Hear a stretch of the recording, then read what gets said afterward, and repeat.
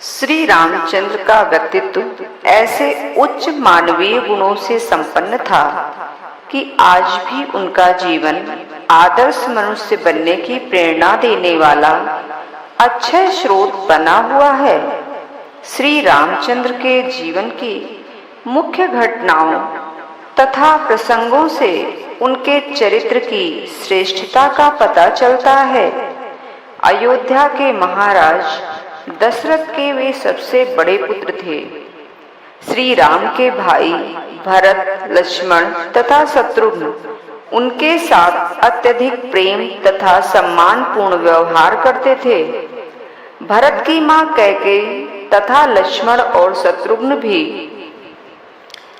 कि मां सुमित्रा का उन्हें उतना ही स्नेह मिला जितना उन्हें अपनी मां कौशल्या से मिला।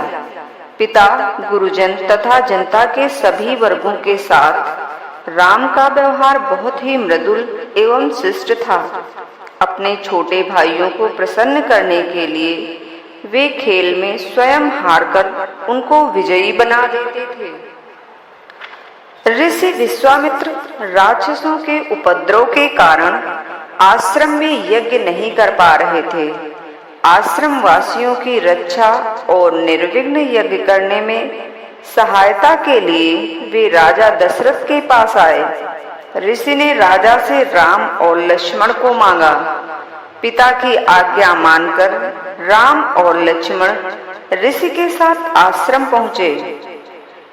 राजकुमारों ने अद्भुत साहस और शौर्य के साथ आश्रम वासियों की रक्षा की। अत्याचारी राक्षसों का दमन कर उन्होंने आश्रम और उसके आसपास शांति स्थापित की।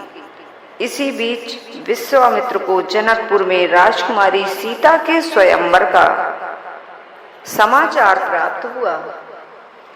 राजा जनक ने यह शर्त रखी कि शिव के धनुष को उठाकर उसकी प्रत्यंचा चढ़ाने वाले के साथ ही सीता का विवाह किया जाएगा।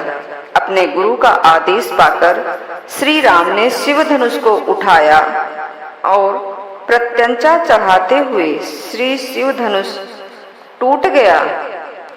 सीता के साथ विवाह के बाद राम अयोध्या लौटे और उनका जीवन सुखपूर्वक व्यतीत होने लगा। अब राजा दशरथ व्रत हो चले थे। वे राम का युवराज पद पर अभिषेक कर शासन के भार से मुक्त होना चाहते थे। उनकी इच्छानुसार अभिषेक की तैयारी होने लगी। तभी दासी मंत्रा ने कैकेयी के कान भरे। मंत्रा के बहकावे में आकर कैकेयी ने राजा से 2 वर मांगे, जिनके लिए राजा पहले वचन दे चुके थे। इन वरों का संबंध देवासुर संग्राम की घटना से था। उसमें दशरथ ने देवों के पक्ष में असुरों के विरुद्ध युद्ध किया था। युद्ध स्थल में कैकेयी ने बड़े साहस के साथ राजा की सहायता की थी। इससे प्रसन्न होकर राजा ने कैकेयी को 2 वरदान मांगने को कहा था। कैकेयी ने उस समय वरदान नहीं मांगे और भविष्य में कभी मांग लेने की बात कही थी। अब कैकेयी ने राजा को उन्हीं वचनों का स्मरण कराते हुए 2 वरदान मांगे। एक वरदान में उसने पुत्र भरत के लिए अयोध्या का राज मांगा और दूसरे में राम के लिए 14 वर्ष का वनवास। राजा बहुत ही दृढ़ प्रतिज्ञ थे और प्रण के पालन के लिए वे अपने प्राण की भी चिंता नहीं करते थे। अपने प्रिय पुत्र राम को वनवास देने की कल्पना ही उनके लिए अत्यधिक कष्टदायक थी। फिर भी वचन के धनी राजा ने अपना प्रण निभाया। राम के वियोग में दशरथ का जीवन रह पाना कठिन था, किंतु उन्होंने प्रण नहीं छोड़ा। राम पिता की आज्ञा को सिरोधार्य कर सहर्ष वन के लिए चल पड़े। उनके साथ सीता और लक्ष्मण ने भी वन की राह पकड़ी। राम की अनुपस्थिति में राजा दशरथ की मृत्यु हो गई। भाई भरत राम को मनाकर अयोध्या वापस लाने के लिए चित्रकूट गए। उस अवसर पर भी राम के पिता की आज्ञा के पालन पर दृढ़ रहने का संकल्प दोहराया और वनवास की अवधि पूरी होने पर अयोध्या लौटने का आश्वासन दिया।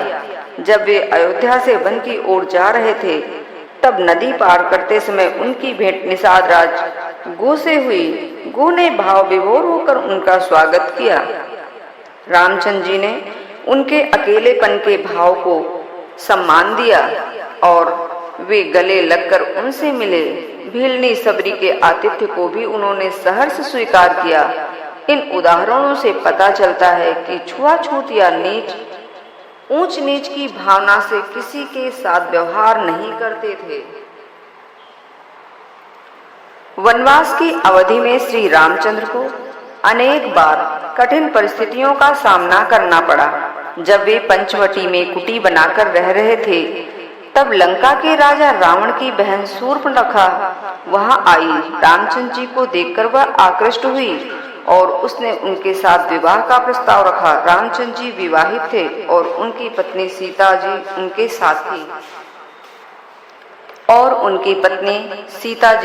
साथ थीं। उन्होंने शूर्पणखा से प्रस्ताव को ठुकरा दिया। शूर्पणखा के हठ के कारण लक्ष्मण जी ने उसे दंडित किया तो वह क्रुद्ध होकर रावण के पास पहुंची। रावण उसके अपमान से बहुत क्रोधित हुआ। रावण ने छल पूर्वक सीता जी का अपहरण किया। रामचंद्र जी ने सीता जी की खोज की।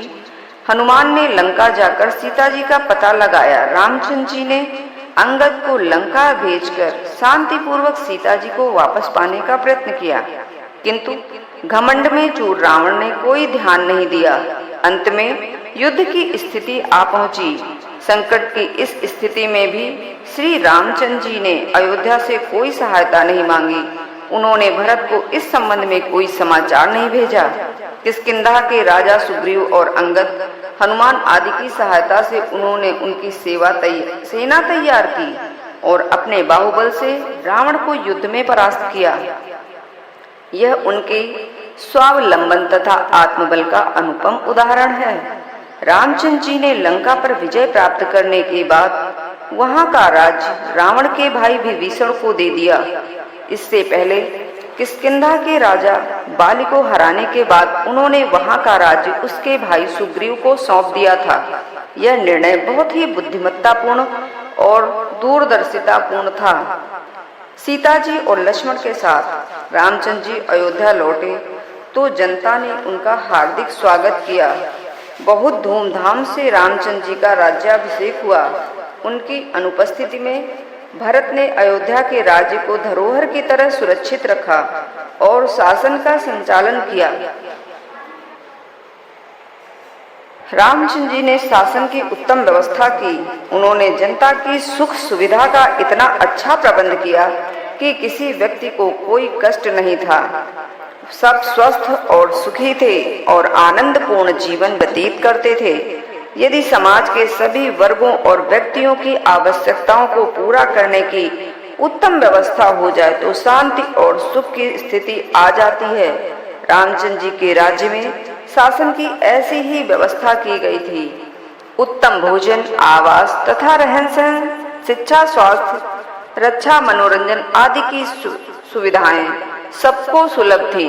फलस्वरूप कोई रोगग्रस्त नहीं होता था। सब मन लगाकर अपना अपना कार्य करते थे। अन्न, फल, दूध, घी आदि का पर्याप्त उत्पादन होता था। इसलिए लोगों को किसी प्रकार के अभाव का सामना नहीं करना पड़ता था। लोग आपस में मिलजुल कर प्रेम भाव से रहते थे। रामचंद्र जी के राज्य में जनता को वे सभी सुख सुविधाएं सुलभ थी जिनकी आज के लोक कल्याणकारी राज्य में कामना की जाती है। इसीलिए राम राज्य लोक कल्याणकारी राज्य का पर्याय बन गया। तुलसीदास जी ने रामचरितमानस में राम राज्य का विशद वर्णन किया है। महात्मा गांधी भी रामचंद्र की उत्तम व्यवस्था से बहुत प्रभावित हुए थे। इसलिए उन्होंने भारत में राम राज्य की स्थापना का आदर्श सामने रखा। जय श्री राम।